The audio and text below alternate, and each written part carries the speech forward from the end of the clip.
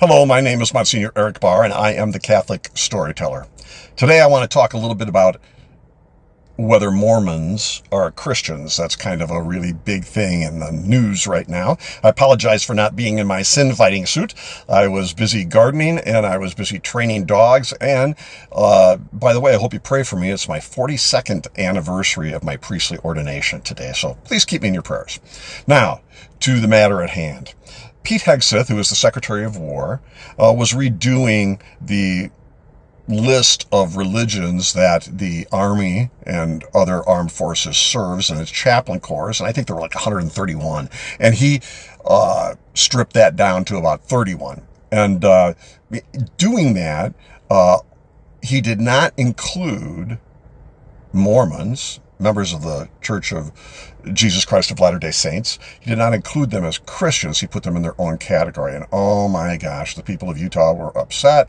Other people were upset. And President Donald Trump called in and changed that right away. Now, this is a really good example of why tolerance is not a virtue.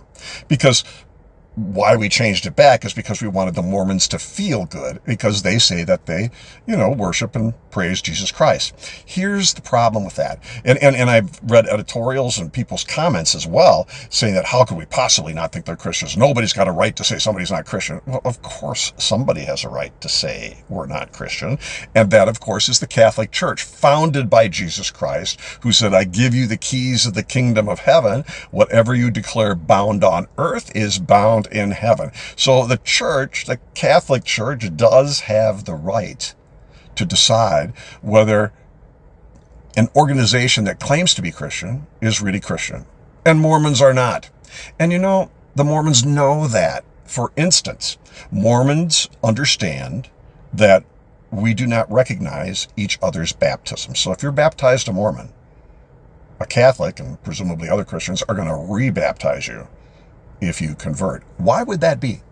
Because the God that Mormons worship is not the God of Abraham, Isaac, and Jacob.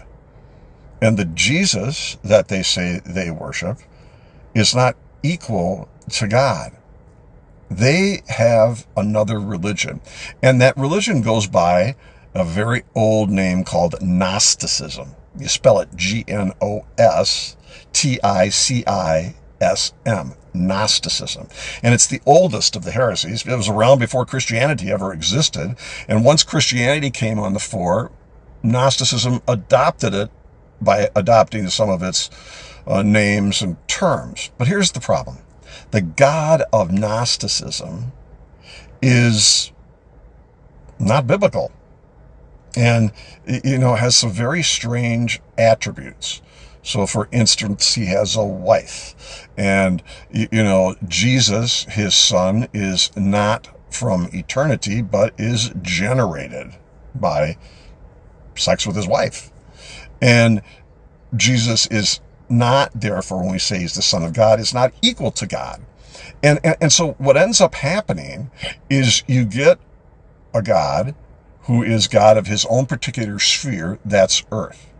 And the dogma of Mormons is that we ourselves can become gods if we do what our God asks. In other words, it's the old Gnosticism thing, is that we're going to rise up through levels of wisdom. That's what Gnosticism means, hidden knowledge or wisdom. And we're going to rise up through those levels to become as perfect as our God of this particular sphere is. And once that happens, we become God of our own little spheres, equal to all the other gods that might exist like that. So Mormonism isn't really even monotheism. Now, here's the problem with that. I've just told you something that most Mormons don't really understand and don't know. Most Mormons that you meet are extraordinarily wonderful people. They are kind. They are giving. They care for the poor. They have a wonderful choir. They are very good people and very moral. The only problem is when you dig a little deeper, it's not Christian. And so to say that,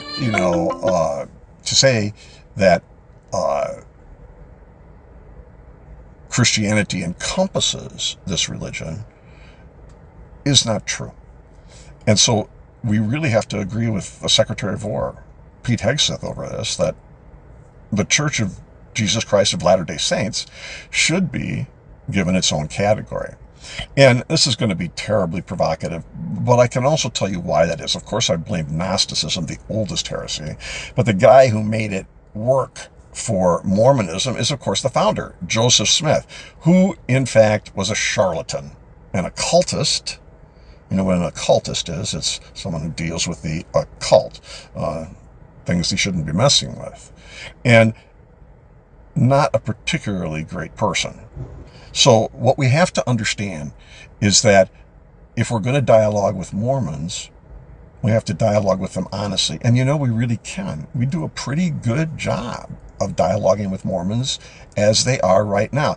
The thing that we've got to step back from is, I don't think it does any good to go on a public condemnation spree talking about how they're heretics. They are heretics.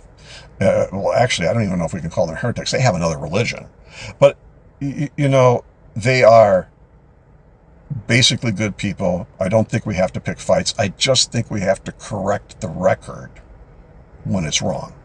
And I think what President Trump did was to try and ease tensions, but, him putting him back in the Christian group is not correct, because they are not Christians.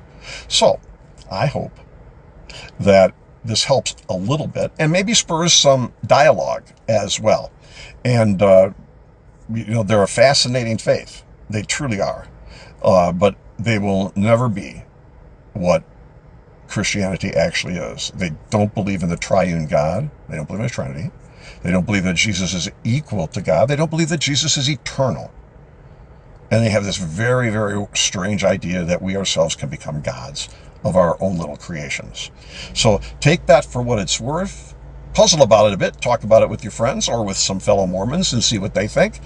And please remember that my name is Monsignor Eric Barr, and I am the Catholic Storyteller. And by the way, if you would